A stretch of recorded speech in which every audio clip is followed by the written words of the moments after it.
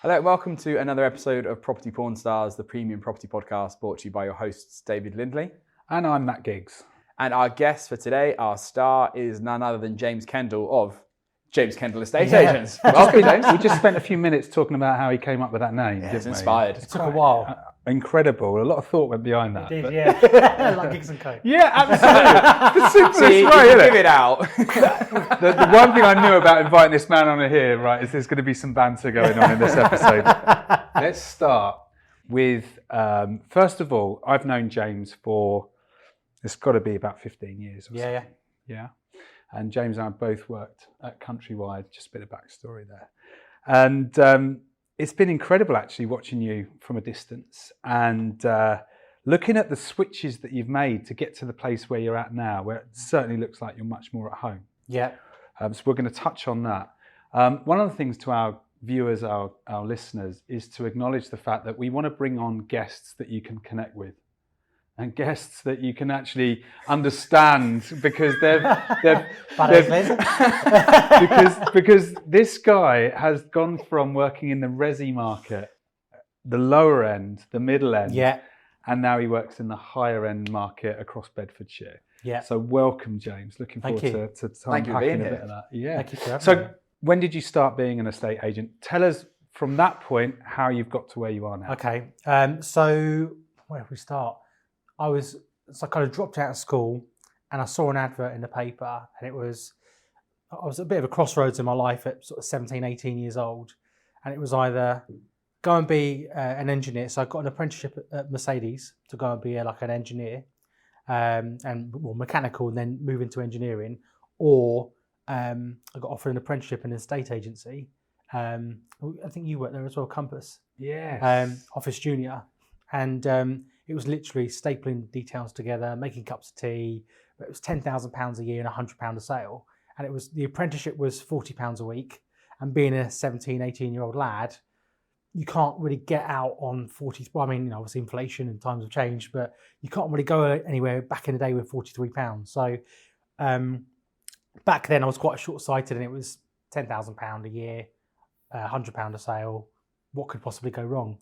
And I guess bounced around in agency. Like I got quite good at it, but I never really understood it until about probably 4 or 5 years ago. I think just to kind of reference, I worked at the same company probably before you arrived. Did, yeah. So Compass are a residential land, That's right. new build agent based over in Bedford. That's it. Big presence at the time for sure. Yeah.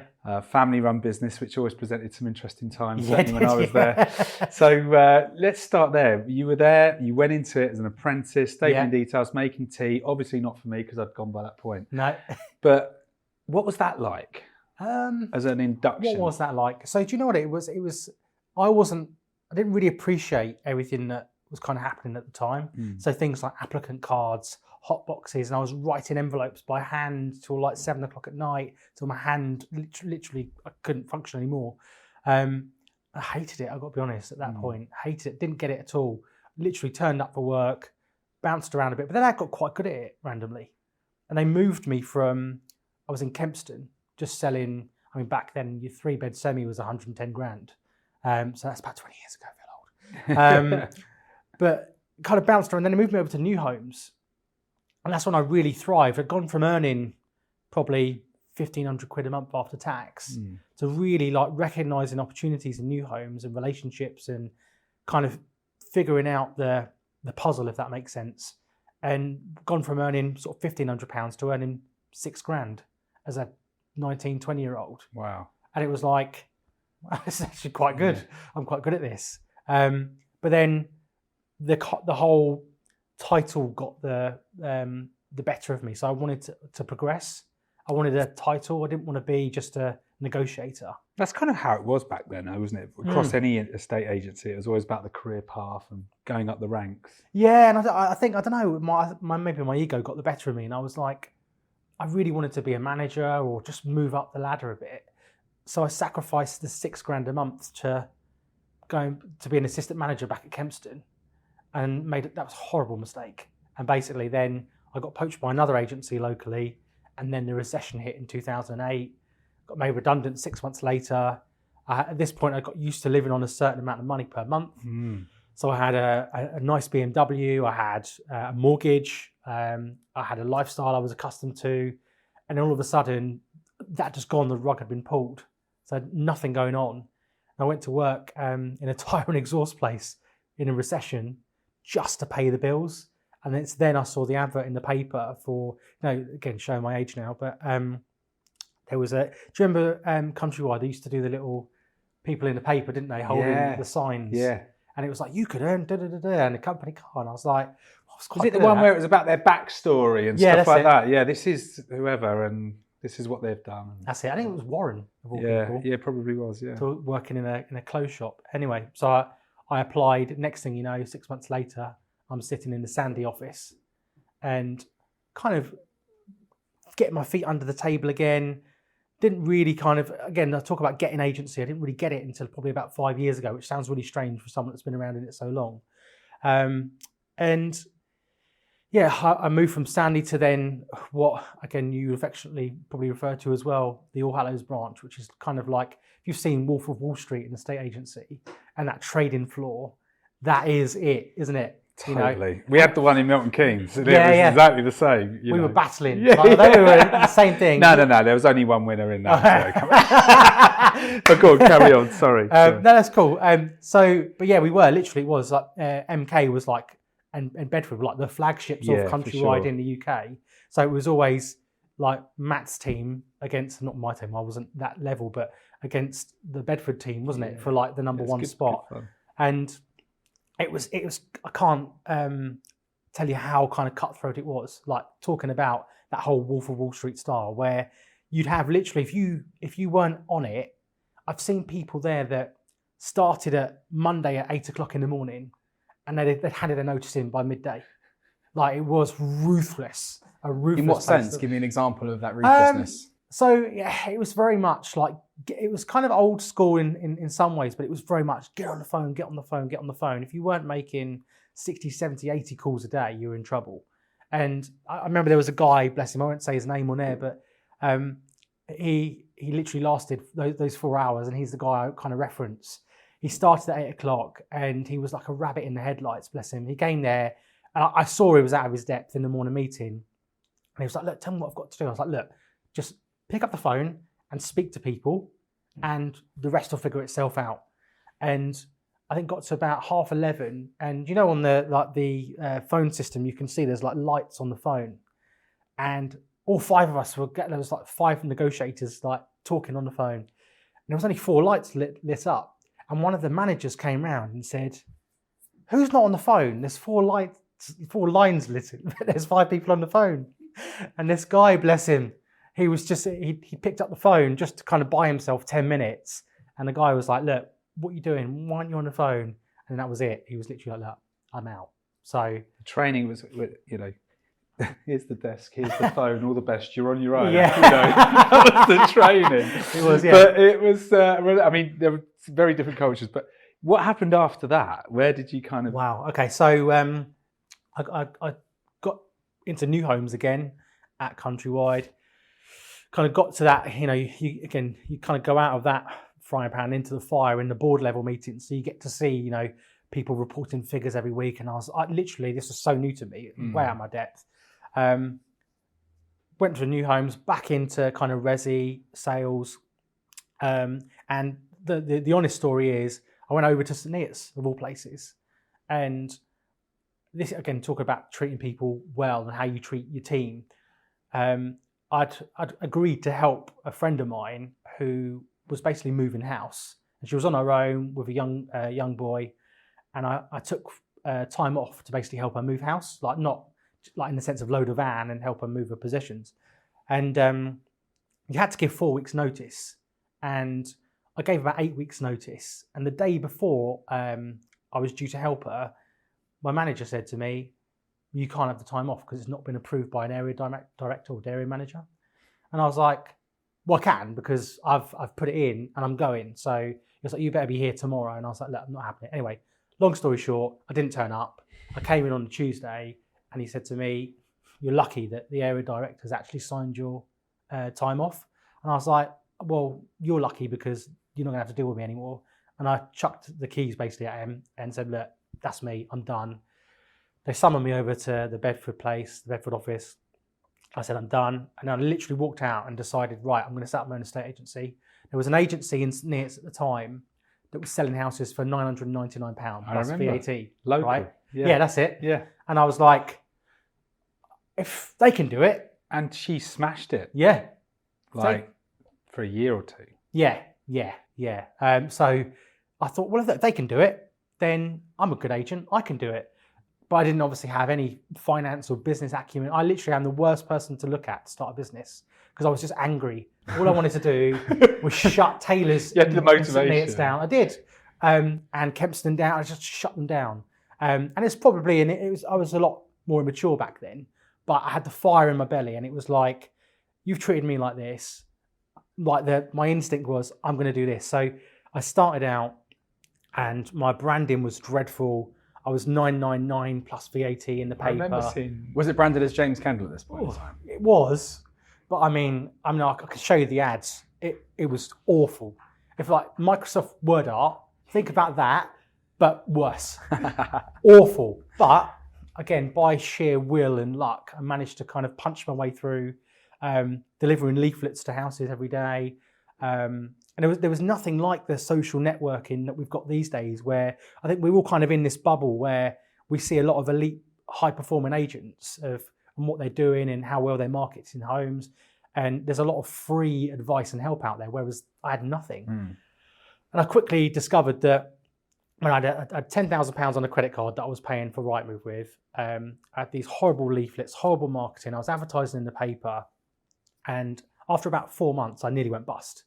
And I was like, this can't happen. So I quickly pivoted and went to 1% or 999, started to make a bit more money.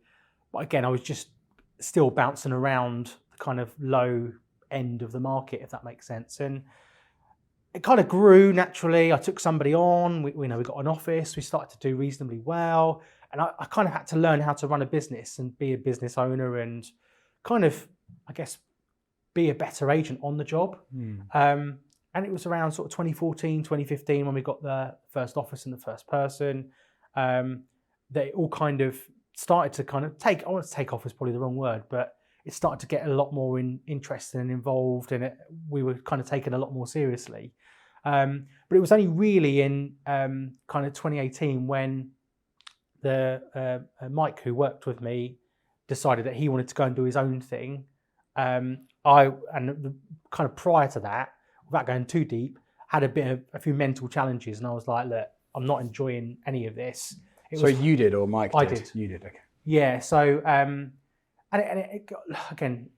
wasn't enjoying life in general, and I think a lot of that was to do with work because it was high volume, low fee, and it was just the same kind of rat run every day, coming into work, selling the same old houses, and no disrespect to any of the clients that we had then, but it didn't fill me with joy, or it didn't fulfill me at all. Yeah. So 2018, I decided when that happened, it was a turning point for me, and I let my ego get in the way of me for quite a few years, and I didn't need anyone to teach me how to do anything because I knew what I was doing and this, that, and the other.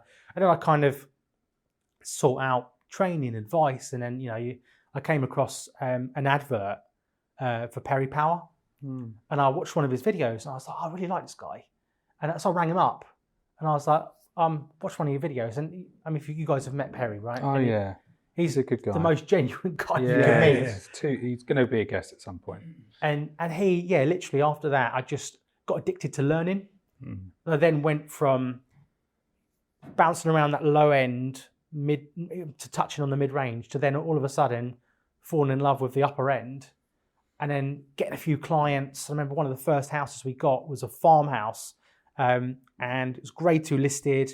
And I don't mind saying, and I'm comfortable with saying it now, I'm a council house boy, come from a council background. So I was always had that, is it imposter syndrome, where I thought, who am I to sell houses like that, if that makes sense.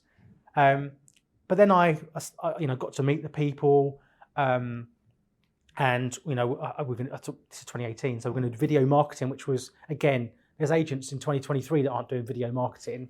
So in 2018, it was pretty groundbreaking. I'd never been on camera before, so I was really nervous about doing it, but I knew I had to do it to beat the big boys, if that makes sense. Yeah.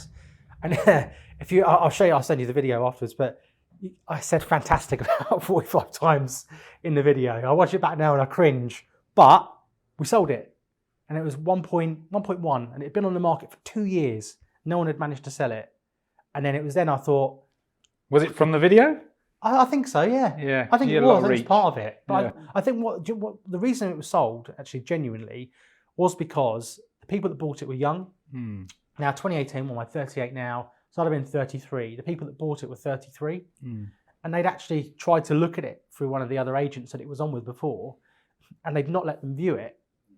And it was like, why didn't they let you view it? And this guy was big time at Microsoft, the guy that bought it.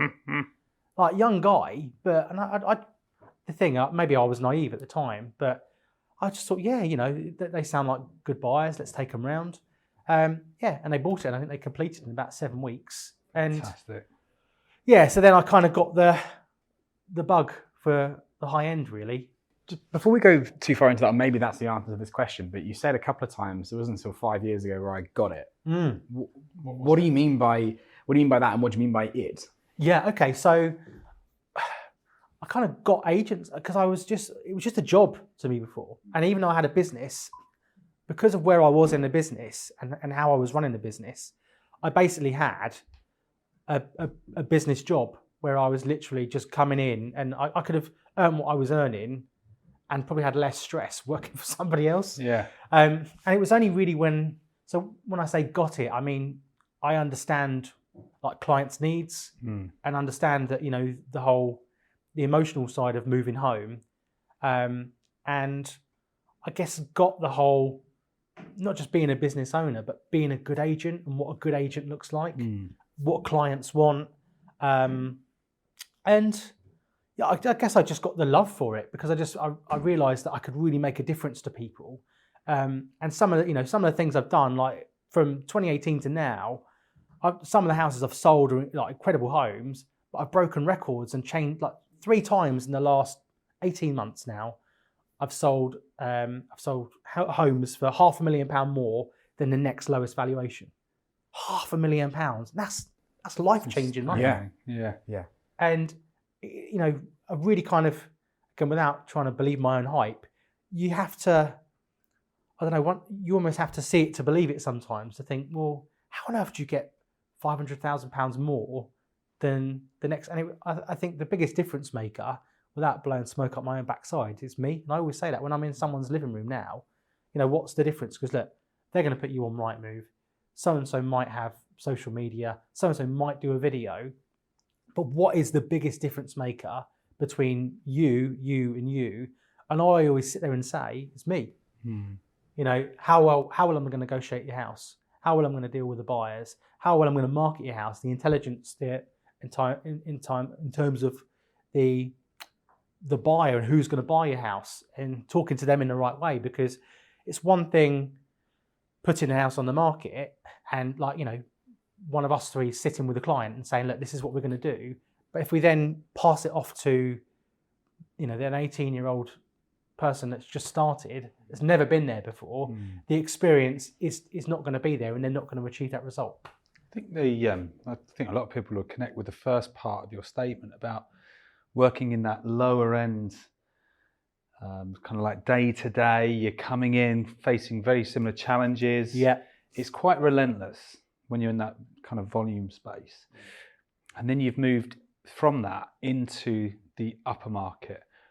What are the challenges that you've faced since you've done that? What have been the biggest challenges that you've faced, and what have you done about it? Yeah, so it's quite an exciting question, actually, because one thing I have learned since there's a couple of things. So ego is one of the first things I learned a massive lesson about myself.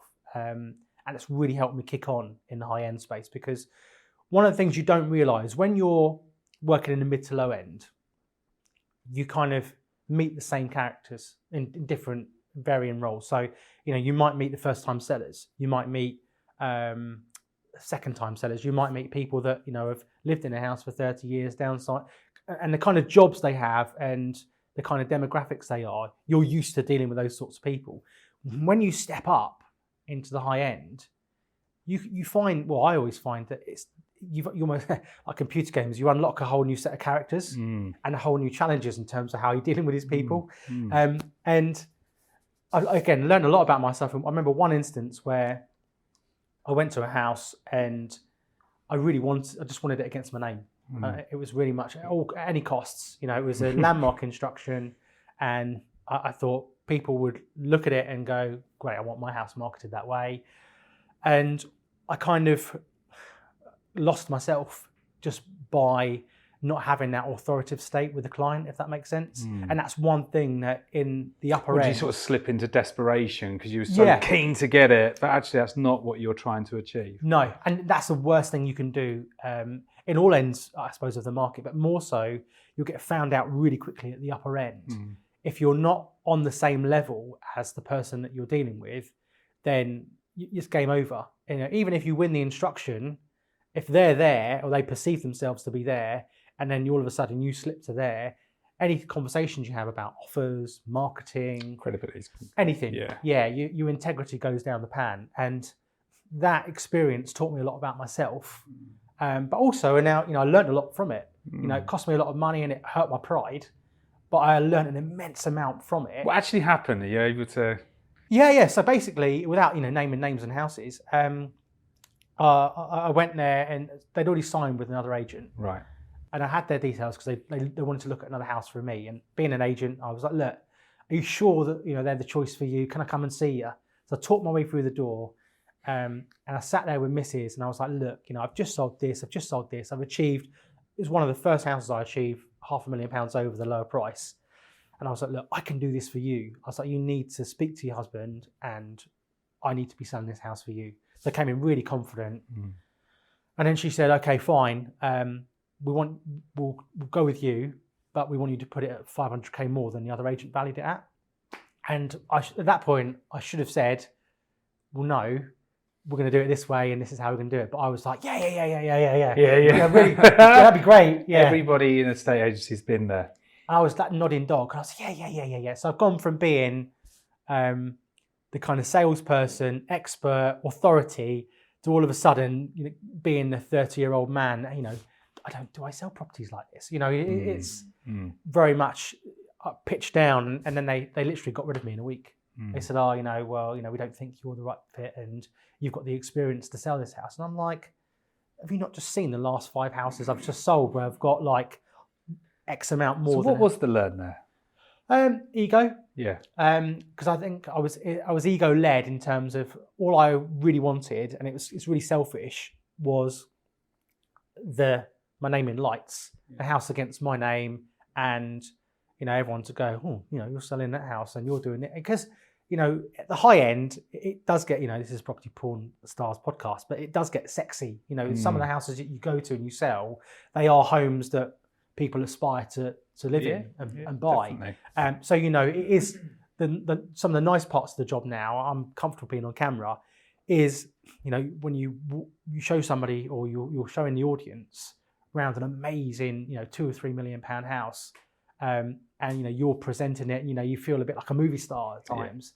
And I think that kind of went to my head a little bit, and all I saw was me doing the video and showing everyone, you know, how great I was, when in reality, didn't need to do that at all. No. Because I should just let my results do the talking. And it taught me a real big lesson about myself. Yeah. That I've kind of taken on board. And now that I'm pleased to say that part of me is gone. It's not completely vanished, but I'd say... You need a bit of ego, don't you? You do, yeah. It protects you, doesn't it? Yeah. But 95%, I would say, is gone. Yeah. And now I'm super level-headed when it comes to things like that. And I think it's made me not just a better person, but a better agent as well with clients. And I've really now understand the power play dynamics of dealing with different people and you know, unlocking these new characters. And, you know, I enjoy the challenges. So your question was, you know, what challenges have you faced? That was one that taught me a big lesson. But it sounds like you learned from it and you kind of made it something that you're more aware of now moving forward. And I don't think it'll ever happen again. No, touch wood. Is that wood? We'll touch it anyway. Touching wood, porn stars. We're off already.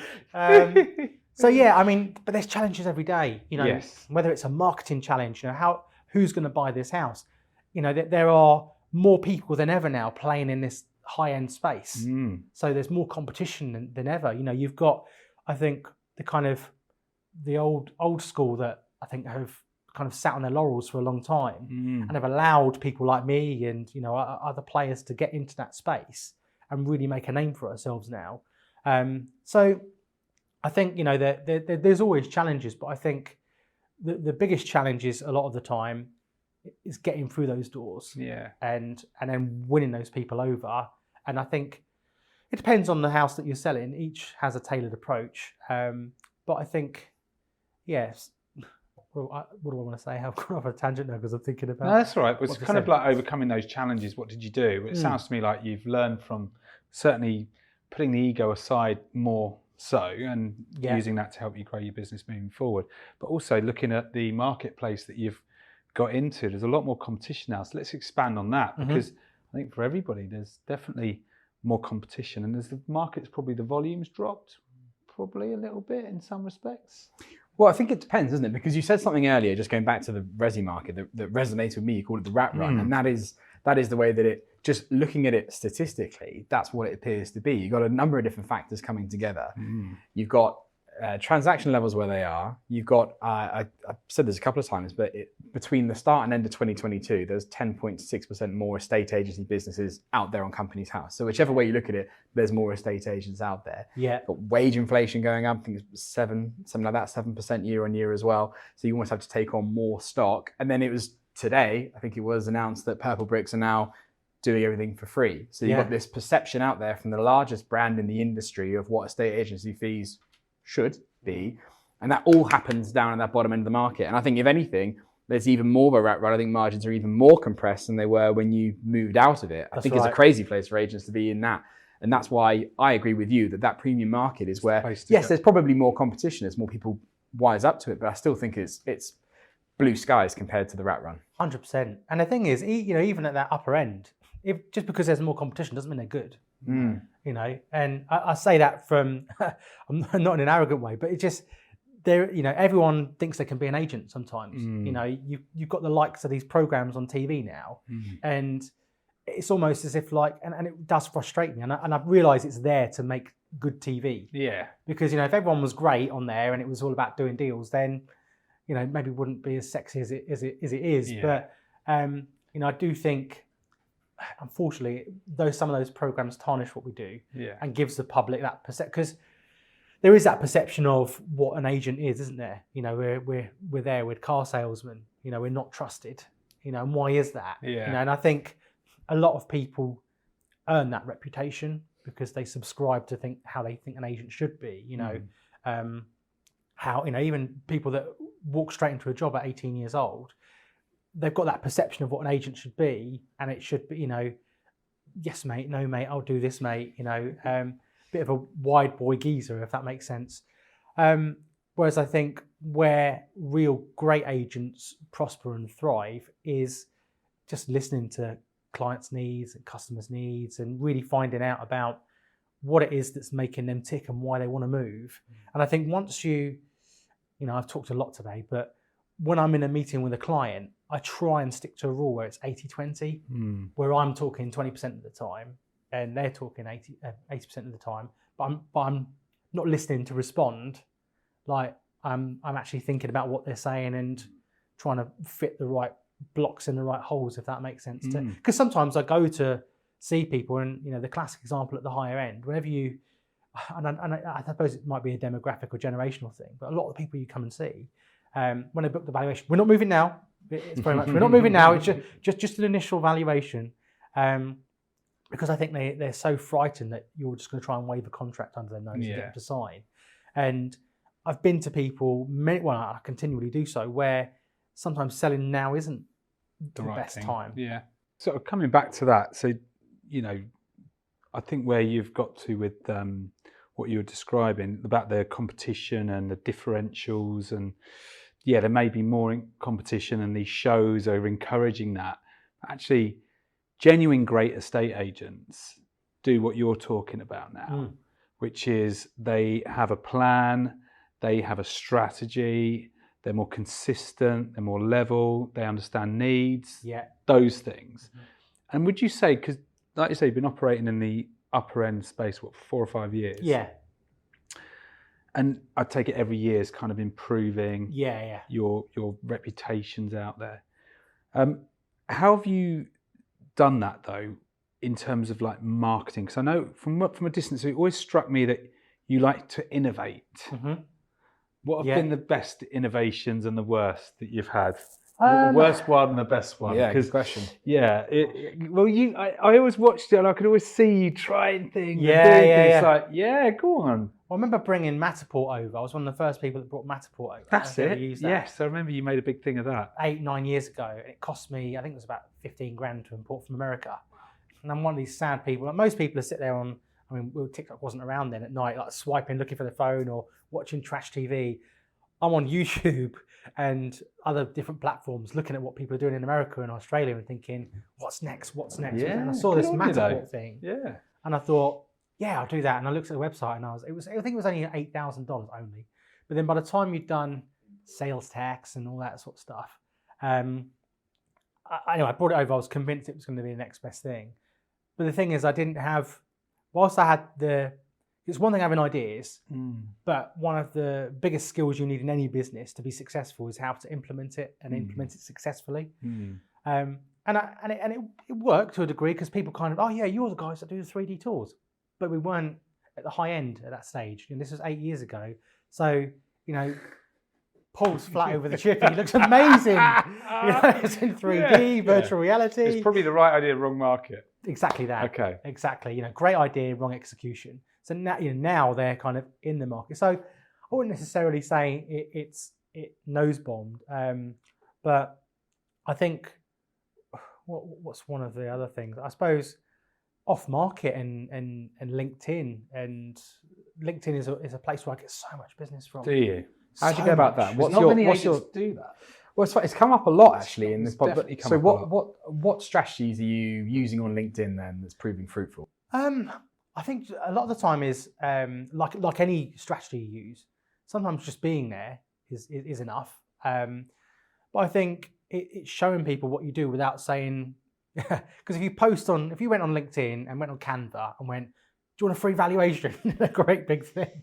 No one cares. No. But if you're like, I just put a post out recently, and Richard, who's one of the partners in my business, he's listed this house in Ampthill that we worked on together, and it's the highest selling home in Ampthill, which Ampthill's like a affluent town in Bedfordshire. Lovely area. Really affluent town. A lot of celebrities live there, and it's a place where people kind of associate with wealth. And LinkedIn is a place where, just looking at demographics, those people, that's where those people hang out. They're either some are on Facebook, and I found this out. This isn't sexist, but a lot of the demographic for that kind of home, female, is on Facebook, and the male and some female tend to be on LinkedIn. And you've got to be in front of the right eyeballs. And the great thing about LinkedIn, ever since it was bought out by Microsoft, it's kind of had that Facebook 07 vibe with its organic reach. So for example, if I like one of your posts, then all of my network will see that I've liked one of your posts. I'm connected with a lot of agents in the country, and they'll go, I mean, they've been living under a rock, obviously, then they won't know who you are, but like, oh, who's this Matt Higgs guy? He's great, he talks sense. But it's the same, it works with properties as well. And what you've got to do with LinkedIn, I would say to anyone, if I was giving anyone advice, ignore the vanity metrics. You're not going to go viral you might go viral on LinkedIn, but what really matters is, what are you actually getting out of it? I've had posts before where no one's liked it, but I've had 2 WhatsApps. I had a WhatsApp from someone saying, "Hi, I saw your off-market post. The house that you've got in Biddenham at 1.4 can I have some more information on it." And I've texted them back, and they've got a house to sell in the town centre that they've just renovated that's £1 million. Can you come and look at our house? So I've gone to look at theirs.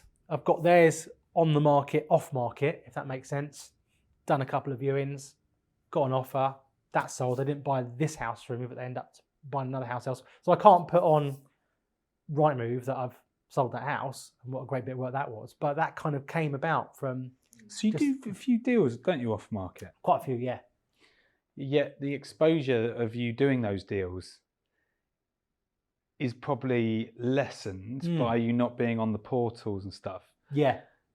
Which can affect statistics and everything else. Have you kind of like decided that that's still the right strategy for you because it meets the client's needs? And if it does, I mean, if it works, it all depends really, because one of the things I've learned again in life and in business is that it's not, without sounding cheesy, your network is your net worth, you know, and some of the deals I've put together have been I've been in contact, for example, someone might reach out to me on LinkedIn and send me a message, go and see their house. There's a couple that I've got kind of off market at the moment, but then somebody will message me. I had a message from quite a high profile sports person recently that said, "Hi, I've been passed your number by such and such. Can you help such and such look for a house?" Somebody they knew. And I've kind of, they didn't buy it, but I've put that person in this house to come and see it off market purely just because of who you know, if that makes sense. Totally. But also, the way you can market yourself with off market is by telling people you've got the off market houses. Yeah. So it intrigues people. You know, it's not, you can say it's not on Rightmove, and all of a sudden, you know, you guys will know from your experience as well, the people that own those sort of homes generally associate with other people that own those sorts of homes. So then all of a sudden they'll say, "Have you rang James Kendall to see if he's got anything?" And then you'll get a WhatsApp from someone, "Oh, hi, it's such and such. So-and-so said that you might have something off market," or I'll get a phone call. Spoke to so-and-so. So because you're working, you're kind of, you've moved up and have really taken that on as yourself mainly.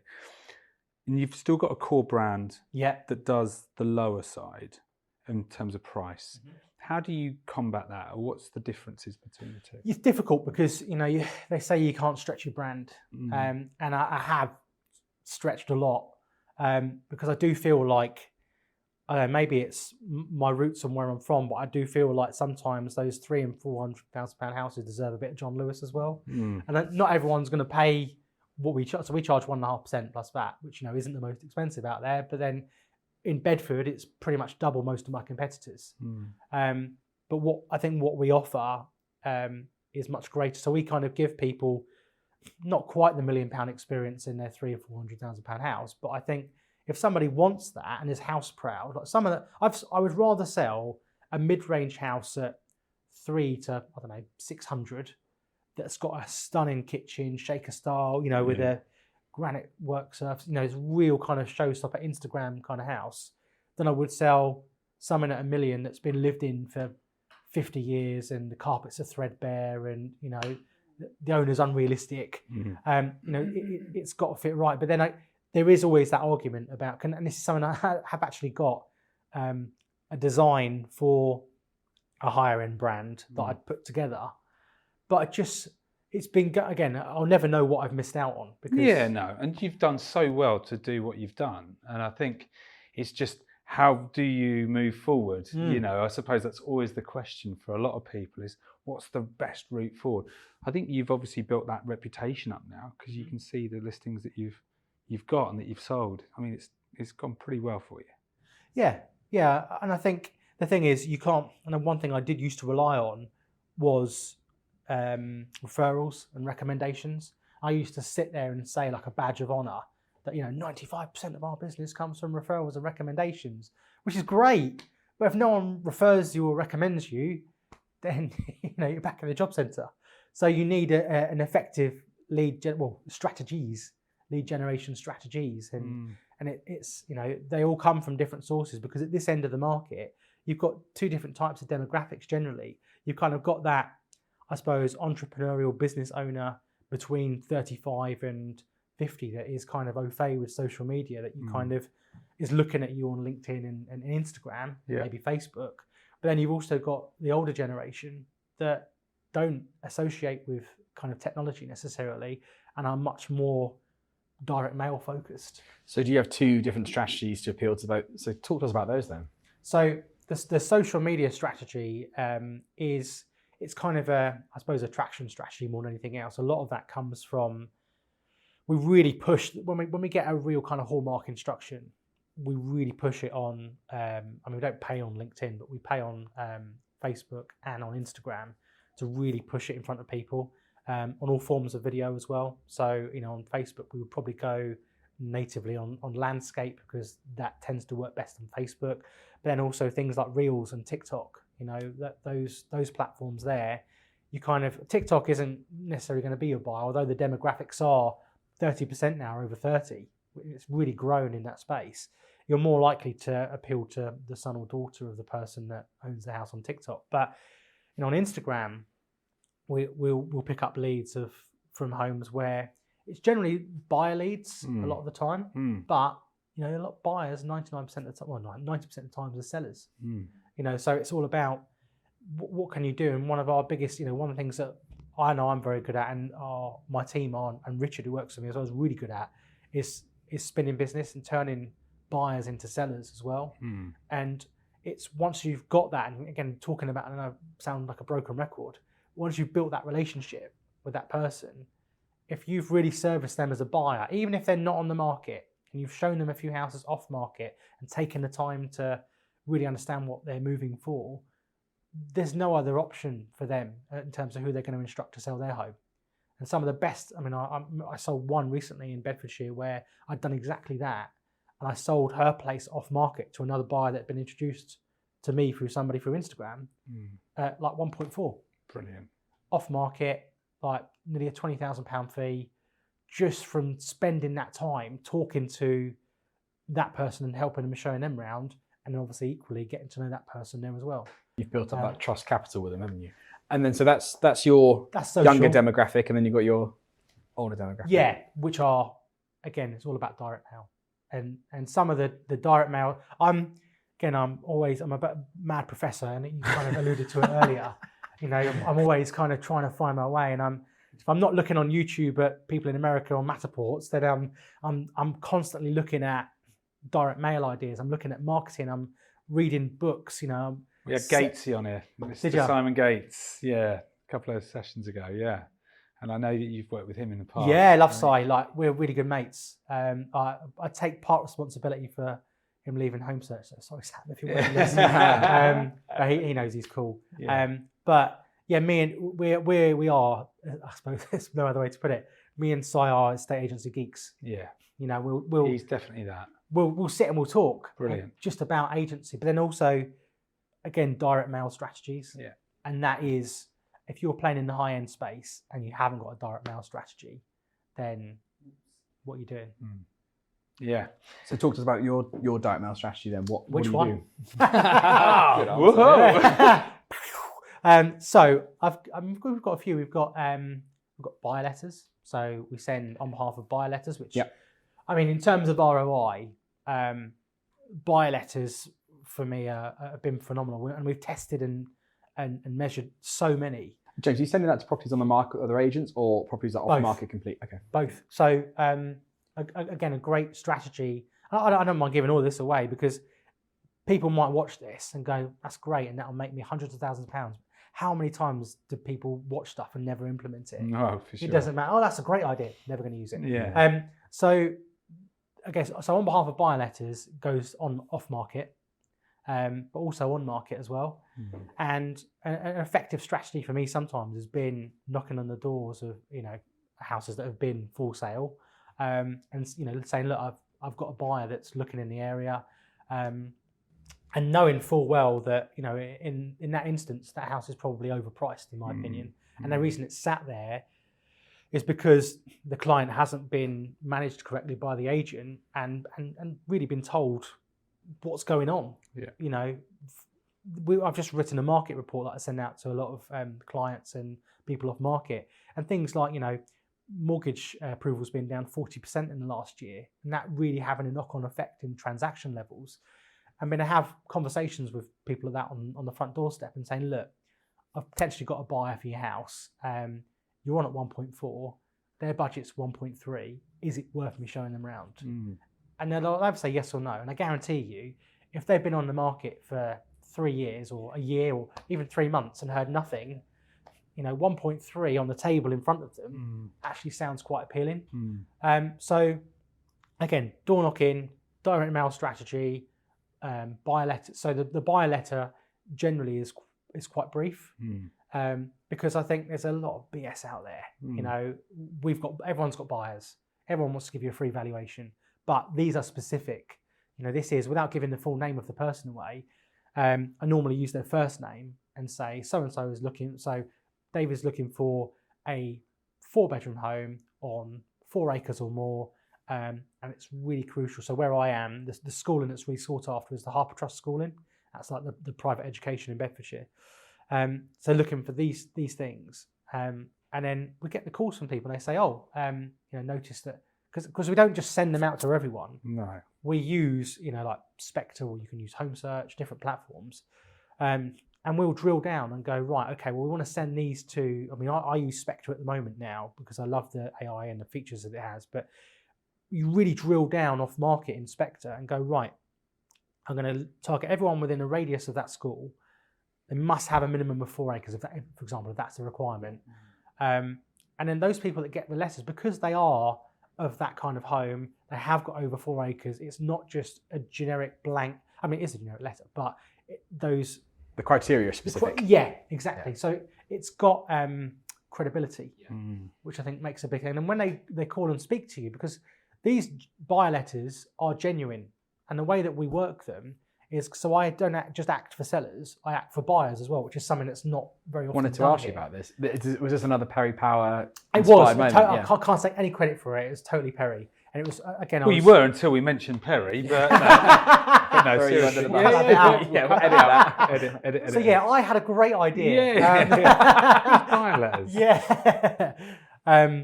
And it was, I suppose, a real light bulb moment really for me. I was sat in it was Heathrow with Perry and Royston at one of their gigs, and it was like, you take people to the airport and drop them off in a taxi. So the analogy was selling the house, but you don't offer to pick them up and take them back home. So you're leaving money on the table. And I guess you kind of take yourself out of your comfort zone because I've never been taught this. And what if I say something wrong, or what's the right way to do this? And I did what I do with most things, just threw myself into it. And now you act so when we send these letters out, people say, well, what's it going to cost me? And quite often it'll be the buyer that pays. So they're risk-free. I say, well, I can work with your agent, or, if you're not working with an agent or you don't want to work with your agent, the buyer's going to pay me anyway. So there's nothing for you to lose by me bringing them round. What do you charge buyers? Depends. So it all depends on whether I'm selling their house. And generally, a minimum of 1% plus VAT of the purchase price. Or if I'm confident that I'm going to make a big saving, I'll sometimes charge 20% plus VAT of the saving on the next house. How much of this is it's really interesting you say that, and I'm just adding all these things up together.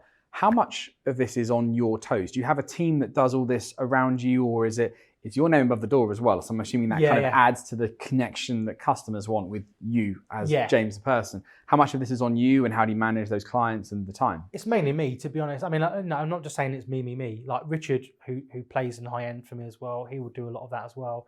But I suppose in terms of implementing it and doing it, I don't pass it off to my team. I have trained my team now because we are starting to do this because there's an opportunity in the market. I would say at the mid end of the market as well, for people to save money on their next home. And we've just implemented that now, and we're actually test driving it for free with a lot of clients. And obviously we can't do it for houses that we're selling, conflict of interest, but on other homes, we've helped clients save like 30-40 grand at the 600 grand mark. And I've bought houses for people at kind of the 1.3 mark that are up at kind of 1.575. And it's serious amounts of money. And you don't always get 20% on those sometimes, but 10% at that level, it's a lot of money. There was something else I thought was interesting that you promote on your website. It's almost a unique selling point of James Kendall Estate Agency of no lettings. Yes. I don't think I've seen that before. That's something you're saying. use us because we don't do lettings. Yeah, I stole that off Ian's story. I'm sure he won't want me saying that, but it's literally. But I think sometimes you can muddy the waters too much. If you've got too much going on, you know, if you've got finance and lettings and this and that and the other, sometimes if you've got too much going on, you can't focus on the client. I always try and focus on our strengths and say to clients, look, you know, we are a sales only agency, and you know, we have got people that we can recommend that do lettings. And we try, but we don't. I don't like to get involved. I'm not a referral kind of guy, if that makes sense. I'll recommend somebody because they're good, and I don't want anything out of it. Because for me, it's my reputation. If you're going to recommend someone, definitely. How much is your reputation worth to refer someone? Yeah, if that makes sense. That's really interesting. Yeah. So yeah, I stole that off Ian's story. So Ian, if you're watching. Cheers, Ian. Yeah. We'll cut that bit out and the Perry bit out. Yeah. And then get all this hate mail back to you. Yeah. Not credited. Yeah. Another question I wanted to ask you, and well, maybe this is right or wrong, but your office is not on the high street, is it? Not really. No, it's not. It looked like. Yeah. Tell me about your office because it was quite an interesting looking location. Yeah. So the old office we had. I mean, we've been up in. For someone that's only been in business for 13 years, I've had 4 offices, including my mum's bedroom. Which we won't talk about. Dual purpose. But yeah, so where we're at now is I had an opportunity. One of my clients is a builder, like mid-range builder, and they were building these units, so 3 retail units and apartments above. And they said, "Oh, do you want to take one of them?" And so I did, and it was literally a concrete shell. And I'd always had this, and again, talking about mad professor and innovating, like the old office we had in Kempston, I was dead against having any like of those corded, like striped, window backlit paper things in. Yeah. I wanted people to stop and go, what is that? And intrigue people. And people used to say in our old office, oh, it looks like a furniture shop because we had a Chesterfield out the front. And you know, I don't know how well I executed it looking back at it now, but it kind of did the job it needed to do. But where we're at now, the comments we get now is it looks like a kitchen showroom because we've got like a team, I call it like a team hub where we've got like a desk for like 4 people to sit round. Kind of I suppose a hub is a good way of putting it. And then you've got another 2 desks all on there. And then we've got like an island. So it's like a quartz island with like I'm writing an old estate agency strip, quartz island with shaker style units underneath. But it's got like a TV around it. And so when like clients come in or potential buyers come in, they kind of come in, they invited over to the bar. We've got a great cafe next door. So I text the cafe owner and she'll bring in like coffee from next door, like proper barista coffee. And then, you know, we'll hook up the computer to the TV screen and we can go through, you know, areas and, you know, it was just kind of, I wanted it to be not estate agent-y, if that makes sense. Yeah, totally get that. Which it's important, I think, for your brand as well, because you're trying to avoid being that, aren't you? Yeah. So I really don't like the whole shiny suit and, you know, I think and again, one thing I've really kind of learned and embraced in more recent times as well is dressing how you want to dress, not dressing how you think people should dress. Yeah. And being as well. We had a really weird thing happen to us on this podcast. I'm not going to say who it was. Someone came on the podcast. The Porn Star podcast. Name the weird thing. Someone came on dressed in a certain way, and then they said to us afterwards, "Oh no, when I'm out with clients, I dress completely differently." That's a really weird thing. It never really happened before that someone had been, you know, dressed a certain way here when, you know, arguably on camera. So there's just as much likelihood as a client seeing it as anything else. It's not like a Sunday where they're not doing anything to do with work. And they said, no, I dress completely differently when I'm in front of clients. And it is very, very different. Like if I said more, you'd know who it was. But yes, completely chalk and cheese for how their appearance was. And it's quite unusual now for people to do that. Whereas wind the clock back, it'd be suit and tie, whatever it might be. And then you go home and dress in something different. Now there's almost no, maybe wear this on a weekend the same as you would in the weekday. Yeah. Is that right? Or? That's kind of, I guess it's kind of me. I mean, my missus says to me, like, there's no real distinction between how you dress from work sometimes and how you dress like when you go out. Yeah. But that's just me. I've been in the same place for a while now. Yeah, definitely. I think it does. I think if you're comfortable and confident, it makes a big difference because your authenticity is what people buy into. So yeah, definitely. Definitely. And I think when people see you out, like now, obviously we're in a digital world now. People see you on camera all the time. You guys are always on camera yourselves. People see you and interact with you in public. They kind of expect you to look a certain way, if that makes sense. Yeah, that's really true. I actually think it was Daniel Daggers, the first person we had on. He said because his social media profile is so strong, he has to be. You can't fake it at that point. No. Because you'll get caught out and you'll look really silly Yes. if suddenly the person who is on Instagram is very different to the person who's there on the high street or in the living room. So if you're going to be something, you may as well be you and be authentic at the same time and do it. Exactly, 100%. Because if you're not, it's exhausting being somebody else. And I've been there myself. Yeah. I think we all have. It's been quite a big transition over the last 10, 15 years from the division of being somebody at work, and you almost like, I heard someone describe it as like being on stage when they're in someone's lounge, and I was like, I couldn't think of anything worse. Yeah. You can remember the days of blue shirts or white shirts. Don't have a beard. No. But the world's moved on, and a lot of the stuff that we all learned back then has served us really well in some respects. I think from your perspective, though, if you was to talk about what you've been doing in the last 4 or 5 years, what would be the one thing that you would recommend to an agent that's considering going into the upper end of the market? Okay. And what, in terms of marketing or anything? First thing that comes to your mind. There's so many different things. I would say I'm going to sound really cheesy, but don't second guess yourself. If you're a good agent, you're a good agent. You just need to learn the new challenges that are going to present themselves to you when you move up. There's so, again, we could talk about it all day, but I could say to somebody, do this marketing, but if you're not a great agent and you don't believe in yourself, then it's only going to carry you so far. It's so true. Belief in yourself is such a big thing. A lot of people have got the potential, they've got the skills, they've got everything going for them, but the belief. Yeah. And they will never get further than that. Yeah. And was it Henry Ford? If you think you can do it. Yeah, if you think you can or you can't, you're probably right.